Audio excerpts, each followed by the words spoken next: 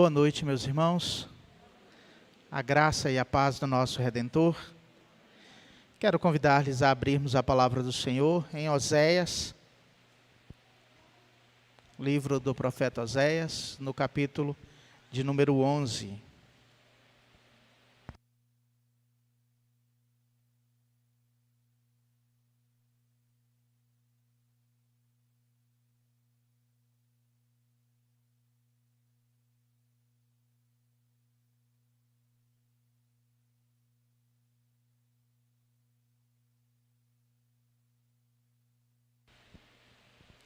Livro do profeta Oséias, seu capítulo de número 11. Nós leremos mais uma vez todo o capítulo. Nós vamos ler de modo alternado, todos participarão da leitura, mas o alvo da nossa meditação será apenas do versículo de número 8 até o versículo de número 11. Versículo de número 12, né? Leiamos. Quando Israel era menino, eu o amei, e do Egito chamei o meu filho.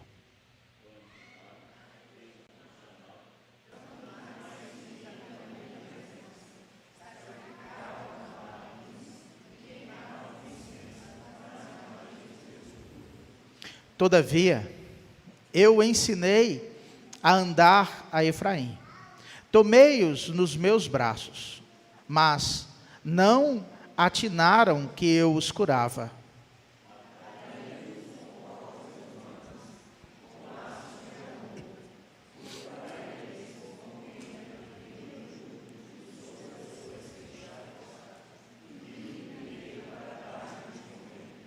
Não voltarão para a terra do Egito, mas o assírio será seu rei, porque recusaram converter-se.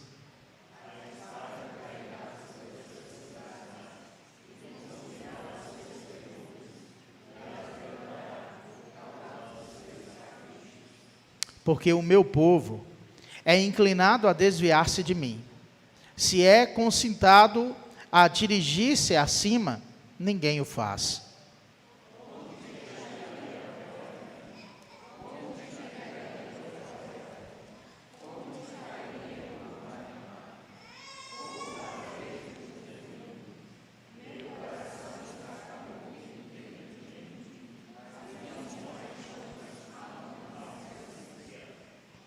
Não executarei o furor da minha ira. Não tornarei para destruir a Efraim, porque eu sou Deus e não homem, o santo no meio de ti.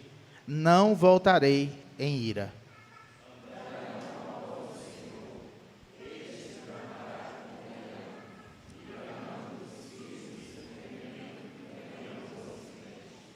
Tremendo virão como passarinhos os do Egito, e como pombas os da terra da Síria, e os farei habitar em suas próprias casas, diz o Senhor.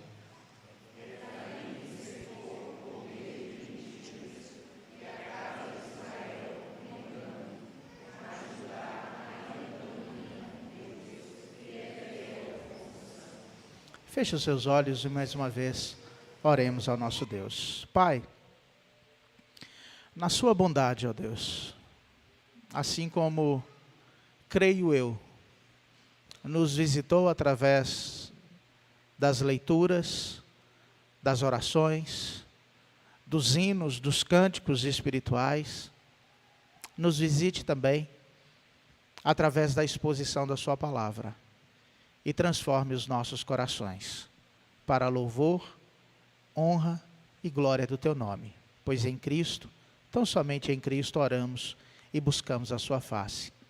Amém. Quantos de vocês já foram traídos, foram decepcionados, confiaram em alguém e essa pessoa não correspondeu? Depositaram esperança e alimentaram um relacionamento saudável, um bom relacionamento. E a pessoa que vocês esperavam muito, essa pessoa falhou, lhes decepcionou. Aquele que era para lhe oferecer ajuda e suporte, ele não o fez. Aquele que era para caminhar do seu lado como irmão, como amigo, como marido ou como esposa, lhe abandonou pelo caminho e deixou sozinho ou sozinha. Quantos de nós não experimentamos esse sentimento de desilusão, de ter expectativa em alguém e essa expectativa ser frustrada? Talvez poderíamos dizer que essa sensação de fato é decepcionante. E via de regra, quando nós nos decepcionamos com alguém, em especial alguém que nós amamos e nutrimos uma esperança de sermos ajudados, cuidados, amparados, o que nós fazemos é abandoná-los. Às vezes é assim com a amizade. Uma pessoa caminha do nosso lado como amiga, e quando ela nos decepciona, nós nos afastamos, tomamos um outro rumo, porque afinal de contas, ninguém gosta de sofrer em relacionamento, não é verdade? E estar com uma pessoa que nos faz sofrer, isso não é coisa boa. Esse texto, o Senhor, Ele faz uma demonstração completamente diferente. Por isso, a mesma pergunta de domingo passado: o que faremos nós diante do grande amor do Senhor? Olha, no domingo passado nós observamos que Deus, e é assim que o texto que nós lemos dessa noite inicia, Deus, Ele revela o seu amor na figura de um pai, e a grande expectativa, irmãos, no povo de Israel, no seu povo, povo que Ele amou, povo que Ele chamou, povo que Ele resgatou. Mas o povo, esse povo, assim como nós, era decepcionante nos seus relacionamentos. Ao ponto do nosso Deus dizer: quanto mais eu os amava, quanto mais eu os chamava, mais eles corriam da minha presença. O versículo de número 7, que nós lemos, diz que esse povo que foi alvo do amor de Deus, era inclinado a desviar-se. O coração do povo estava longe. Mas Deus, Ele não rejeita o seu povo.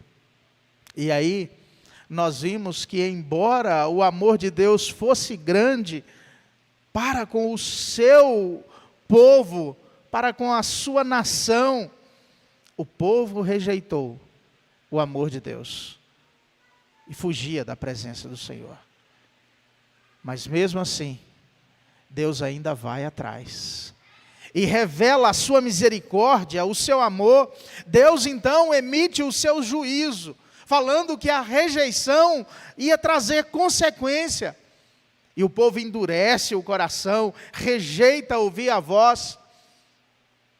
Mas mesmo assim, Deus revela mais uma vez o seu grande amor. E ao anunciar o juízo, Deus revela amor, compaixão. O que faremos nós diante do grande amor do Senhor, meus irmãos? Nós confiaremos na sua misericórdia, confiaremos no seu amor, mesmo que sejamos como o povo de Israel, e nós vamos ver isso, que Deus anuncia o juízo, mas ao invés de trazer o juízo, Ele revela amor, misericórdia, graça. Deus anuncia sim o juízo, mas Deus traz a restauração. Vamos responder ao amor de Deus com muito envolvimento, com trabalho, com serviço, com adoração ao seu nome. Ou usando a imagem do versículo de número 12, vamos continuar em fidelidade ao Senhor. Vamos permanecer do lado do santo, em fidelidade com o Senhor. Essa será a nossa resposta. Mas olha aí, quando diante do juízo, a partir do versículo de número 8, o Senhor revela o seu amor, a sua compaixão, e o versículo de número 8 nos diz assim: como eu te deixaria, ó Efraim, como te entregaria, ó Israel. Efraim e Israel aí, meus irmãos, tão somente um sinônimo para mostrar que era o povo da aliança.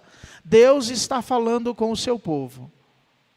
Embora ele cite Efraim, embora ele cite Israel, ele está falando à sua nação, dizendo: meus irmãos, meus amigos, meus filhos, queridos, eu estou em aliança com vocês. Por mais que eu pese a mão, por mais que eu revele o meu juízo sobre vocês, como que eu poderia desampará-los? E o texto vem nos mostrar e revelar este amor, essa misericórdia, essa compaixão de Deus para com o seu povo, para contigo, para comigo. Nós, alvos da misericórdia de Deus, mostrando que Deus não abandona aquele que são seus. E assim, a expressão do versículo 8, deixar e entregar, revela isso, mostrando que embora o povo esteja em pecado, inclinado a desviar-se, como os versos anteriores, um povo que se recusa a converter-se, o versículo de número 5. Um povo que, embora recebesse o amor, a misericórdia, a graça de Deus, eles eram ingratos. Não atinava que era Deus que curava, que sarava, era Deus que sustentava, que derramava toda a misericórdia e graça sobre eles. A ponto de quanto mais amor revelado, mais rejeição era o que o Senhor tinha. Deus então, no versículo de número 8, mostra o seu amor, a sua graça, a sua misericórdia, quando olha para este povo e diz: não posso deixá-los, não posso entregá-los, jamais. E ele usa duas imagens aí, de duas cidades, Admá e Zeboim. E se os irmãos lembram e querem rememorar um pouquinho a história, eu vou pedir que voltem lá em Gênesis. Gênesis no seu capítulo de número 14. Essas são duas cidades que estão aí do lado de cidades conhecidas. Olha só o quinteto fantástico que nós temos aí. Versículo de número 2. Eu vou ler para os irmãos, que nos diz assim: fizeram guerra contra Bera, rei de Sodoma. Os irmãos conhecem essa cidade. Contra Birza, rei de Gomorra. Contra Sinabe, rei de Admá. Contra Semeber, rei de Zeboim, e contra o rei de Bela. Esta é Zoar. Você continua lendo o texto das Sagradas Escrituras e vai parar lá em Gênesis, no seu capítulo de número 19. A partir do versículo de número 24, o texto começa aí com um título dizendo que assim aconteceu a destruição de Sodoma e Gomorra. Então, fez o Senhor chover enxofre e fogo da parte do Senhor sobre Sodoma e Gomorra. E subverteu aquelas cidades, e toda a campina, e todos os moradores das cidades, e os que nasciam na terra. E a mulher de Ló olhou para trás e converteu-se numa estátua de sal. Tendo se levantado Abraão de madrugada, foi para o lugar onde estivera na presença do Senhor, e olhou para Sodoma e Gomorra, e para toda a terra da campina, e viu que da terra subia fumaça, como a fumarada de uma fornalha. Ao tempo que destruía as cidades da campina, lembrou-se Deus de Abraão, e tirou a Ló do meio das ruínas, quando subverteu as cidades em que Ló habitara. Olha, o que o Senhor está olhando para essas cidades que estavam próximas à cidade de Sodoma e de Gomorra, que por causa do sal, da destruição, essas cidades se tornaram inférteis, improdutivas.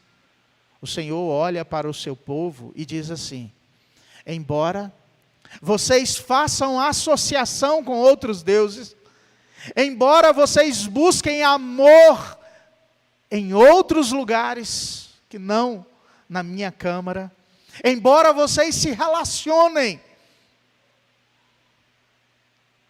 e adorem um Deus desconhecido que nada pode fazer por vocês, embora vocês sejam improdutivos na minha presença, embora vocês não caminhem comigo, o meu amor, a minha graça, a minha misericórdia me impede de deixá-los, de abandoná-los. Eu os restaurarei. Eu vou atrás de vocês. E o Senhor, então, na sua misericórdia, na sua graça, diz que revelará a sua compaixão a este povo, mostrará a sua misericórdia. Se você continuar o texto que nós lemos aí em Deuteronômio, por favor, abra a palavra do Senhor lá em Deuteronômio, no seu capítulo de número 29. Embora nós apenas lemos o versículo de número 29, os versos anteriores nos mostram algo maravilhoso, em especial no versículo de número 23, porque vai nos mostrar a realidade dessas duas cidades. E toda a sua terra, e toda a sua terra abrasada com enxofre e sal, de sorte que não será semeada, e nada produzirá, nem crescerá nela erva alguma. Assim como foi a destruição de Sodoma e de Gomorra, de Admá e de Zeboim, que o Senhor destruiu na sua ira e no seu furor. Olha, o que o Senhor está falando com o povo de Israel, com o povo que está em aliança com Ele. Embora a minha ira, a minha indignação, a minha justiça, o meu juízo pese sobre vocês, eu não os visitarei com a minha mão pesada. Muito pelo contrário. O Senhor usa uma expressão muito humana, quando Ele diz: o meu coração está comovido dentro de mim. Há uma agitação no meu peito, tendo que aplicar a justiça, mas também sendo pactual com o meu povo, sendo misericordioso, amoroso, podendo revelar a minha ira justa, santa. Eu optarei por revelar o meu amor. E o versículo termina então dizendo: as minhas compaixões a uma se acendem. Eu tenho tudo na mão para destruí-los. Vocês me abandonaram. Vocês foram alvos do meu amor, da minha graça, da minha misericórdia, mas mesmo assim, vocês não me deram ouvidos. Há tanta coisa, tanto projeto bom que eu tinha com vocês, e vocês frustraram todos eles. Quanta expectativa sobre o povo, em uma terra que manava leite e mel. E assim, o Senhor responde a esse povo, não com a sua ira e com a sua justiça. Responde com o seu amor, com a sua graça. A ação pecaminosa de Israel exigiria sim uma punição, mas Deus revela o seu amor, e o versículo de número 9 fala: eu não executarei o furor da minha ira, não tornarei a destruir a Efraim. Olha, Deus, poderíamos, e como bom mineiro vou usar a expressão, né? Com a faca e o queijo na mão, tendo tudo para acabar com o povo de Israel, dizendo assim: olha, vocês plantaram, agora vocês vão colher. Mas Deus não faz isso. Deus revela graça, misericórdia, amor, cuidado. Então ele fala: não, a minha ira eu não executarei. Ah, meus irmãos, quando nós lemos esse texto, sabendo do juízo do Senhor, sabendo da ira santa do Senhor, sabendo de toda a pecaminosidade do seu povo, para nós que já olhamos para a história, vendo ela sendo realizada na cruz de Cristo, em especial na oração do Senhor, ao ver todo o sofrimento, dor, angústia, a ira, a justiça de Deus, implacável, sendo despejada sobre ele, ele olha e diz: Senhor, se possível, passa de mim esse cálice. Mas não era possível por causa da nossa redenção, por causa do amor que Deus tem para conosco, por causa da aliança para com o seu povo. Deus despeja a sua ira sobre Cristo, para que você e eu pudéssemos hoje cantar como redimidos no Senhor, mesmo ainda sendo pecadores, como o povo de Israel era.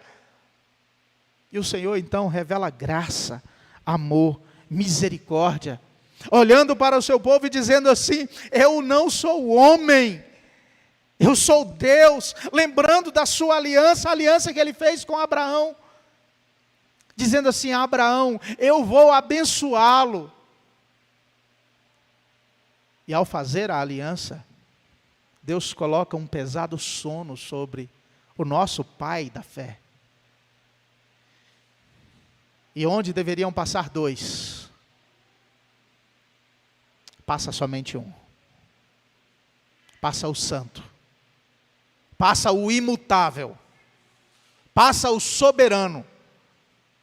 Enquanto Abraão dormia, descansava, Deus realizava toda a obra de redenção, olhando sim para as promessas que Ele mesmo fez, dizendo: eu levarei a cabo, porque eu não sou homem para mentir,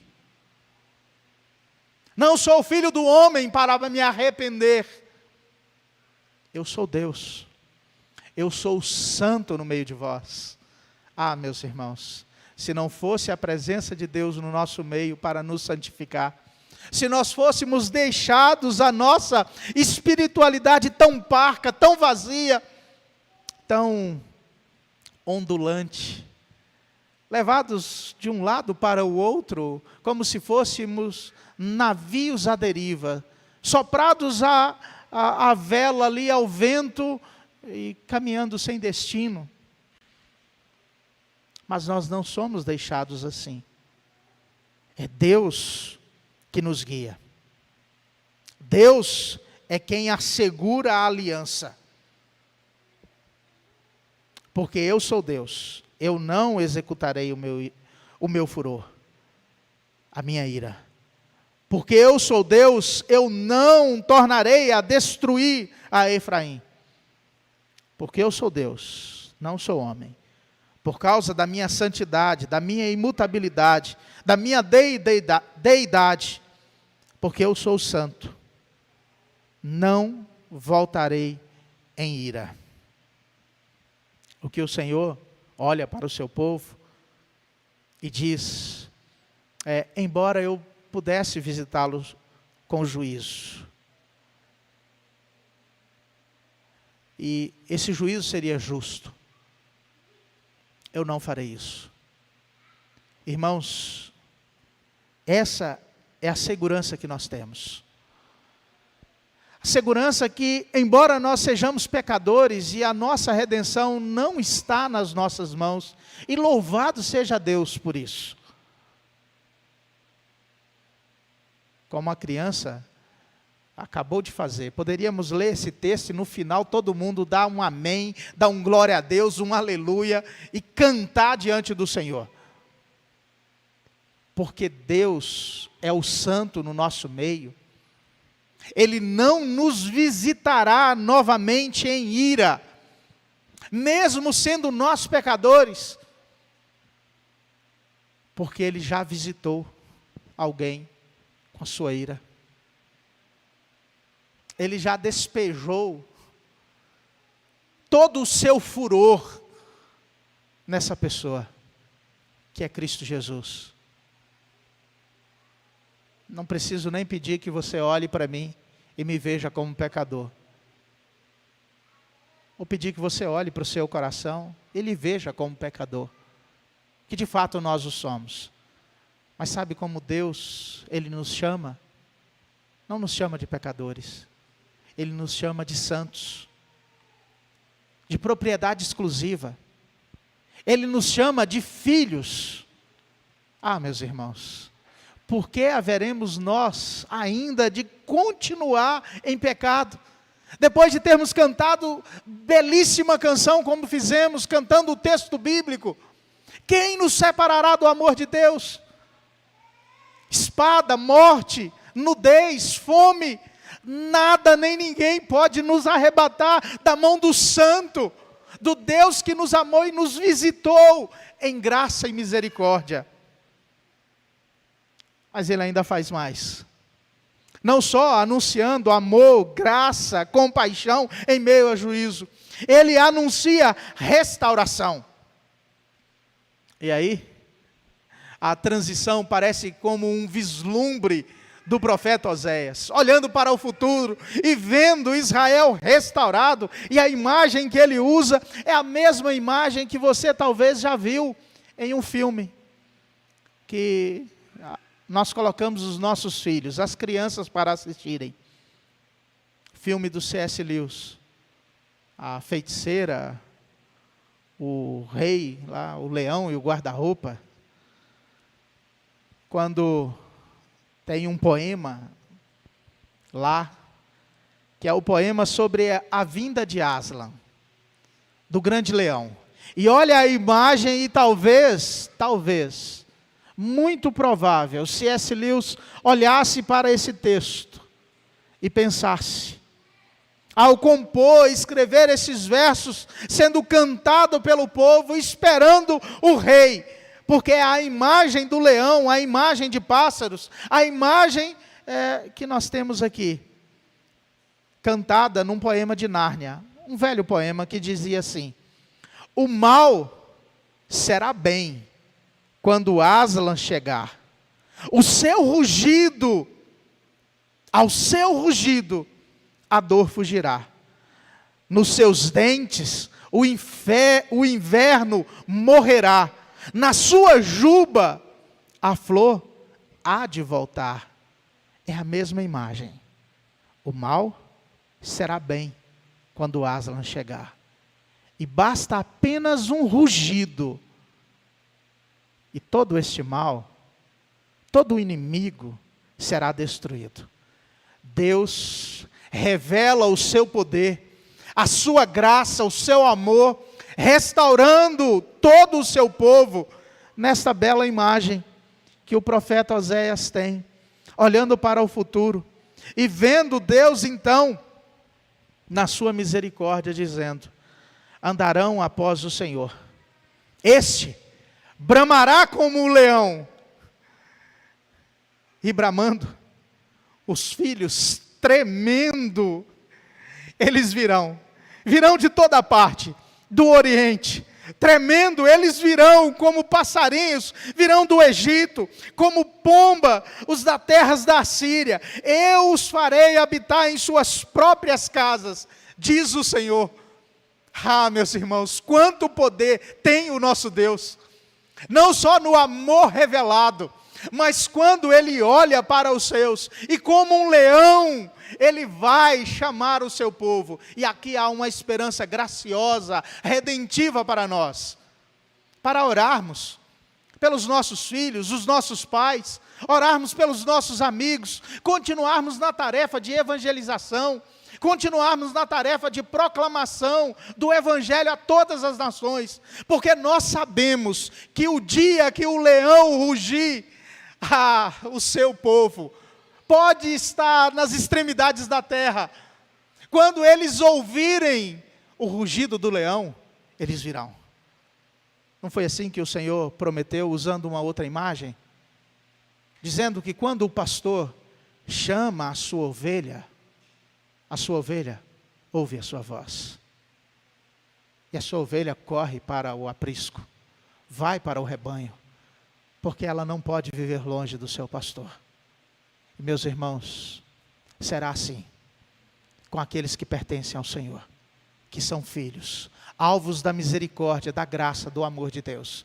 Quando eles ouvirem a voz do Senhor, ouvirem o rugido do leão, ouvirem a voz do pastor, ouvirem o pronunciar do falar da boca do nosso Deus, eles se quebrantarão e virão para a presença do Senhor. Então há esperança para nós, há esperança para o caído, há esperança para aqueles que estão longe, há esperança para aqueles que já estiveram tão próximos e agora estão tão distantes.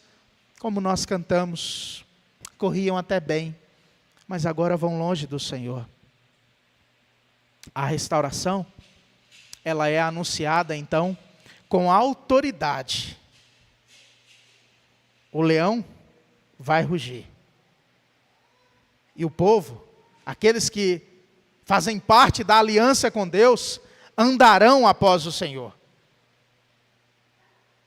O Senhor vai bramar. E os filhos, tremendo, eles virão. Como pássaros assustados. A imagem do passarinho, da pomba. Eles virão de todos os lugares. E a graça, a misericórdia de anunciar a redenção, a restauração, está no fato de nos dar um lugar para habitarmos. Um lugar, meus irmãos, que é sim a sua jornada final, os céus.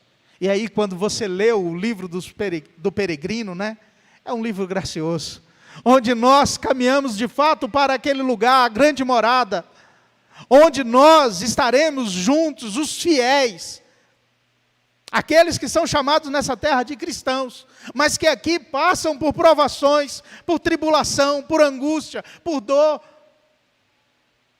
Aqueles que visitam em diversos momentos na sua caminhada a feira das vaidades,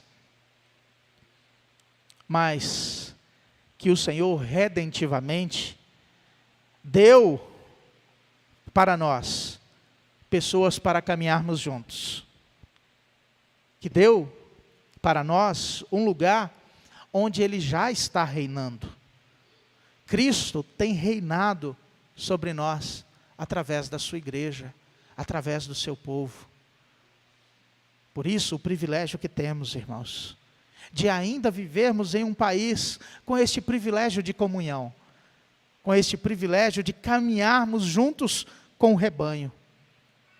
A expectativa de adoração contínua, pura, santa, nos céus.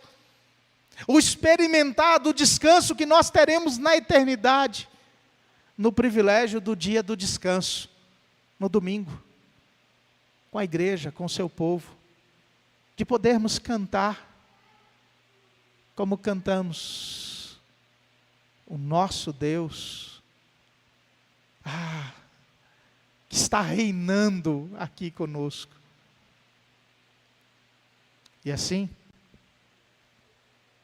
nós bendizermos ao Senhor, num lugar que o Senhor disse para o seu povo: eu vou vos preparar um lugar. Ah, meus irmãos, é esse lugar que nós estamos caminhando. Uma terra que mana leite e mel. Uma terra onde a árvore da vida está no meio do jardim. Uma terra onde o leão e a ovelha vão caminhar juntos. Uma terra onde os fiéis habitarão. Por isso a imagem que termina o texto, embora apontando a pecaminosidade do povo, o capítulo de número 11, e ao falar do amor, da misericórdia do Senhor, o verso de número 12 termina, e nós vamos continuar a partir do 12, iniciando o capítulo de número 12, com esta imagem, dizendo: Efraim me cercou por meio de mentiras, e a casa de Israel, olha, o meu povo com engano, com mentiras, mas, entretanto, contudo, todavia, sempre haverá um remanescente fiel, sempre haverá um povo que caminhará comigo. Judá ainda domina com Deus, e é fiel com o santo. A misericórdia de Deus, em meio o anúncio da sua restauração. Ele diz que essa restauração já está sendo efetuada, realizada, quando Deus graciosamente preserva aquele que são seus, guardando o seu povo. Você, nós aqui reunidos, o povo santo, alvo do amor, da misericórdia do Senhor. Sim, somos pecadores. Talvez possamos olhar do nosso lado, à nossa volta, e vermos igrejas, vermos irmãos da nossa própria igreja, longe do Senhor, na prática do dia a dia, servindo e adorando outros deuses, como Efraim e como Israel. Mas a graça restauradora que ainda está sobre nós, preservando-nos como um remanescente fiel. E a oração que temos, a esperança que temos, é que o Senhor, ao anunciar a sua restauração, Ele não vai derramar a sua ira, o seu furor, mas vai chamar o seu povo em amor, em graça. Uma canção que cantávamos há um tempo atrás, o seu coro dizia assim: venham todos que querem vida, têm sede de água viva e querem andar na luz. Que faremos diante do grande amor do Senhor? Caminhemos diante dele.